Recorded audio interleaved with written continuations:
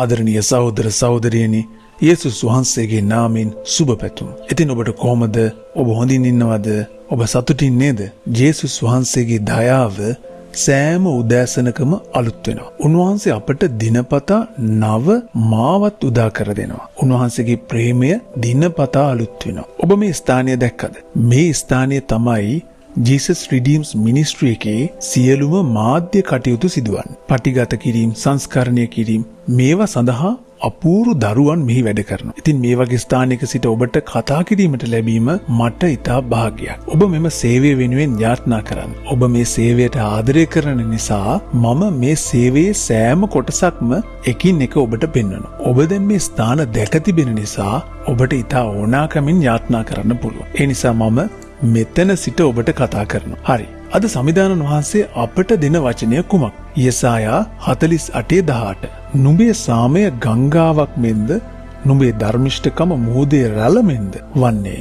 ගඟ, ඔබ ගංගාවක් ගලා යන ආකාරය දැක තිබේ. ගංගා බොහෝමයක් කඳු වලින් තමයි ආරම්භ වෙන්නේ. කන්දට වැටෙන වැසි ජලය එකතු වී ගඟක් ලෙස ගලා යනවා. මෝසම් කාලයේදී ගඟ පිරී ඉතිරි ගියොත් අපි ඒ විනෝදයෙන් බලන්න යනවා. අපේ මේ නගරයේ තමිරබරාණි නමින් ගඟක් තිබේ. අපි ඉන්න ස්ථානයට ඉතා ආසන්න. ගඟේ ජලය පිරී තිබෙන විට බොහෝ අය එය බැලීමට එනවා. මම පවා මේ ගඟ බලන්න ගිහිල්ලා තියෙනවා. එය දැකීමට ඉතා අලංකාරයි. ගඟ පිරී ගිය විට එය ගලා යන ආකාරය ඉතා ප්‍රියජනකයි. ඉතින් ස්වාමින් වහන්සේත් මෙසේ කියනවා. ඔබේ සාමය එසේ ගලා යනු ඇත. ගඟක් මෙන් එය සමෘද්ධිමත්ව ගලා යයි. පොඩි ඇලපාරක්, දියපාරක් වගේ නෙමෙයි. ගඟක් මෙන් සාමය ගලා යයි. ඔබට හදවතේ සාමයක් නැද්ද? ඔබේ සාමයට බලපෑමක් තියෙනවා. ඉතින් බොහෝ දෙනෙක් Tamanට සාමය නැති නිසා තමයි අරගල කරන්නේ. සමහර අයට මුදල්, තනතුරු, කීර්තිය තියෙනවා. නමුත් ඔවුන්ට සාමය නැහැ. ඔබටත්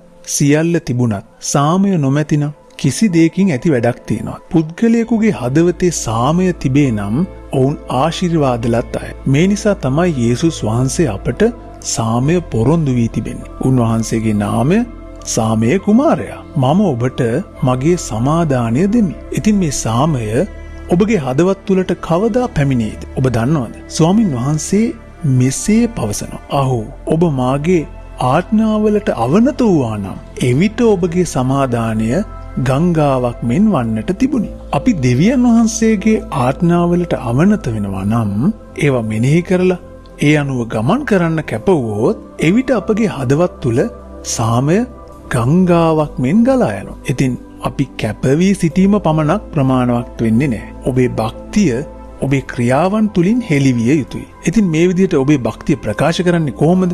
ශුද්ධ ලියවිලි වලට අනුව ඔබ දේව වචනය කියවිය යුතුයි. දිනපතා ශුද්ධ ලියවිලි කියවිය යුතුයි. ස්වාමින් වහන්සේ දී ඇති ආඥාවලට කීකරු වෙන්න ඕන. මේ නිසා යාඥා කරනකොට මෙසේ පවසමින් යාඥා. ස්වාමීනි, මම කීකරුකමින් ගමන් කිරීමට කැප වී සිටිමි. මට කීකරු වීමට උදව් කරන්න. ස්වාමින් වහන්සේ අපට කරුණාව ලබා දෙනවා. ඔබ දන්නවද සමහරු ඇයි මෙහෙම කියන්නේ කියලා? අපට බයිබලයට අනුව ජීවත් විය නොහැක. එසේ කතා කරන කිතුණුවන් ඔබ දැක තිබේ. බයිබලයේ ඇති සියල්ල නොවේ.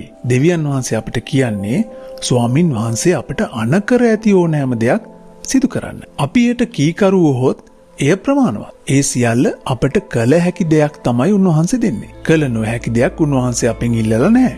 ඔබේ සතුරන්ට ප්‍රේම කරන්න, ඔබට ශාප කරන අයට ආශිර්වාද කරන්න, ඔබ අවංකව ජීවත් විය යුතුයි, ඔබ පරිපූර්ණ හා ශුද්ධ විය යුතුයි, ඔබ නිහතමානී විය යුතුයි. ස්වාමින් වහන්සේ පවසන්නේ මේ වගේ දේවල්. ඉතින් යේසුස් වහන්සේ මේ විදිහට ජීවත් වෙලා මේක කරන්න පුළුවන් කියලා අපිට පෙන්වුවේ නැද්ද?